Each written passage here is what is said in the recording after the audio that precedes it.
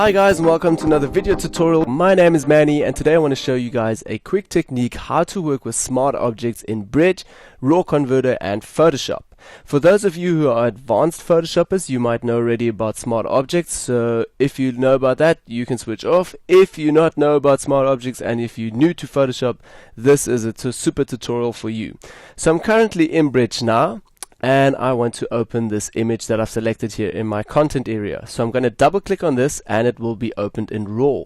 Now just bear in mind, if you're shooting on JPEG, this will not be opened in a RAW converter. It will directly go through to Photoshop. So you have to shoot on RAW to get to this stage. Okay, so now I'm currently in the RAW converter, and in the RAW converter on the right hand side you obviously can do your adjustments. And I'm quickly going to do a rough adjustment on this, just change my temperature a little bit and fill lights a little bit up. This is in no means a tutorial for retouching on skin or anything. This is just for the Kiki tutorial quickly to show you guys how to work with smart objects.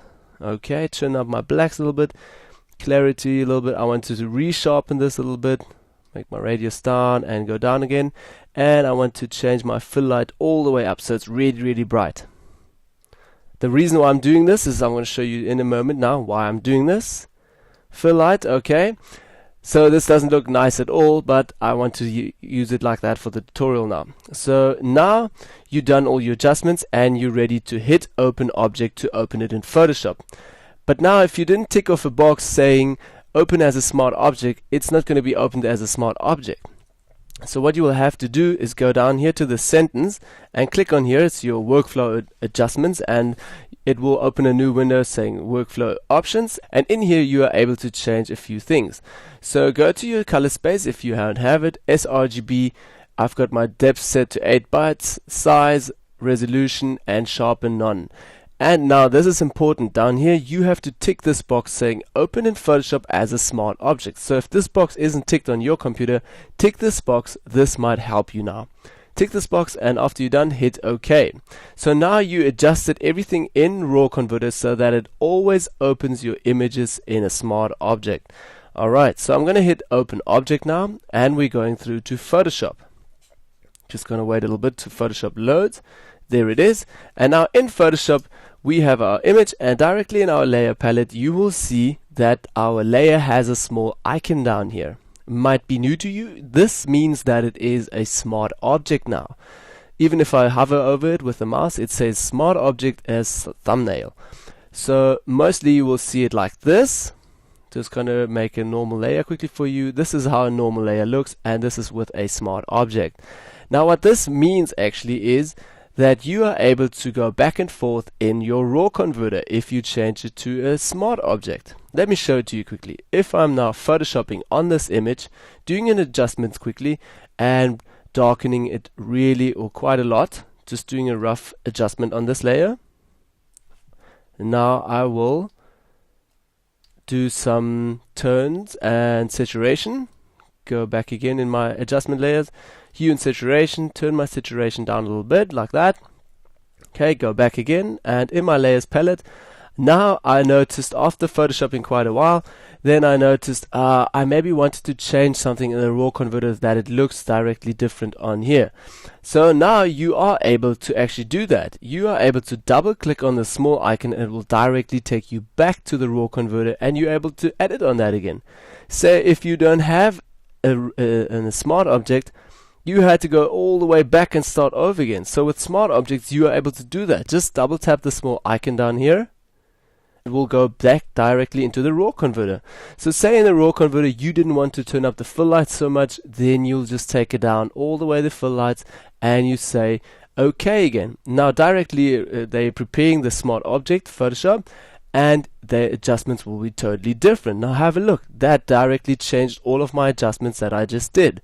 So now if I think I have to change something again, I can always go back and forth in my RAW converter. Now that helps me quite a lot in my workflow.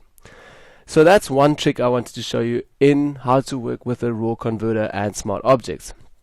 But now while I'm in smart objects, I'm just going to delete these other layers quickly. In smart objects, say you have your layer on smart object, you want to use a filter. So I'll go up to my top here and select filter, and in filter I'm going to select, say, blur, Gaussian blur. And in Gaussian blur, I wanted to blur my whole image, or say just my background, so I'm going to blur it quite a lot. Or say I want to blur the skin for now. I would never do this on a skin retouch, so this is just for the tutorial. Alright, so say I'm going to blur the skin with a Gaussian blur, and I'm going to hit OK. What happens now directly, it's not going to create a new layer or going to tell me adjustment layer with filters. It makes a layer down here saying Smart Filters and Gaussian Blur. Now I'm able to actually make this smaller and bigger in your layer palette, but I'm also able to blend stuff out and blend it in again. Plus I'm also able to adjust the whole Gaussian Blur tool again. If I double tap on here, it actually takes you directly to the Gaussian Blur tool. In this one, you're able to just change the opacity and blending option.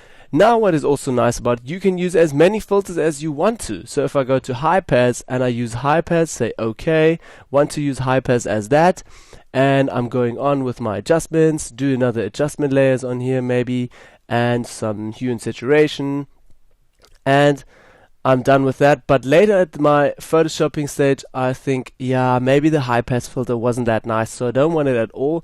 So then you're just able to go down here and deselect it, and it will blend it out again. Now you don't like the Gaussian blur at all, you can also blend that out again. So this helps me quite a lot to work back and forth with a smart object and helps me to Photoshop quicker. Now what also happens sometimes, if you say you opened an image just normally and you have a JPEG just normally and you don't have a smart object, so what you're going to do then, what you're able to do is go back here to filters and say convert for smart filters, and it's going to prepare it for a smart object, and now your normal image is also a smart object. So how nice is that? Now you're able to do exactly the same that we did just a minute ago. So I hope this tutorial helped you guys a little bit, and thanks for watching. My name is Manny, hope to see you next week on another great video tutorial. Thanks for watching, bye bye.